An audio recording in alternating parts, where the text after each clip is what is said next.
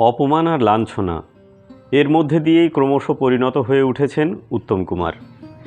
এরকমই একটি অপমানের কথা শুনেছি মহানায়কের প্রথম ছবি কামনার নায়িকা ছবি রায়ের কাছে তার উত্তর কলকাতার বাড়িতে। একদিকে কামনার কাজ চলছে, পাশের ফ্লোরে চলছে দেবী চৌধুরানীর শুটিং। সেখানে অভিনয় করেছিলেন প্রদীপ কুমার। উত্তম কুমার দেখা করতে গিয়েছিলেন প্রদীপ কুমারের সঙ্গে। কিছুক্ষণ পরে মুখ কালো করে ফিরে এলেন। তার ওরকম অবস্থা দেখে বিস্মিত ছবি রায় জিজ্ঞেস করলেন, কি হয়েছে তোমার? কোনো উত্তর নেই। সারা মুখ ফ্যাকাশে হয়ে গেছে। বেশ কয়েকবার জানতে চাওয়ার পর উত্তমবাবু বললেন, জানো ছবিদি, যেই প্রদীপ কুমারকে বললাম, কি শীতলদা কেমন আছেন, তিনি সবার সামনে বললেন, তোমায় তো চিনতে পারলাম না।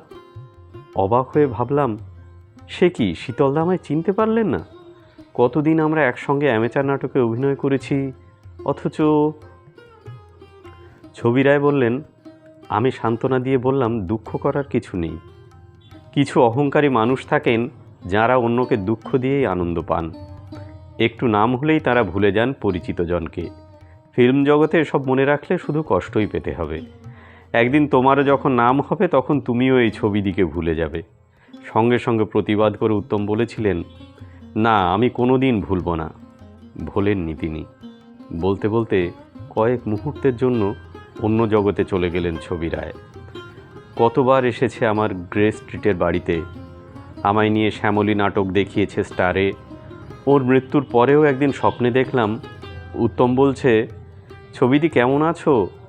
হাসতে হাসতে বলল, দেখলে তো, তোমায় আমি ভুলিনি। বললাম, কবে আসবে আমার বাড়িতে? উত্তর দিল, না ছবিদি, এখন আর যেতে পারবো না। আমি এখন থাকি তোমাদের থেকে অনেক দূরে।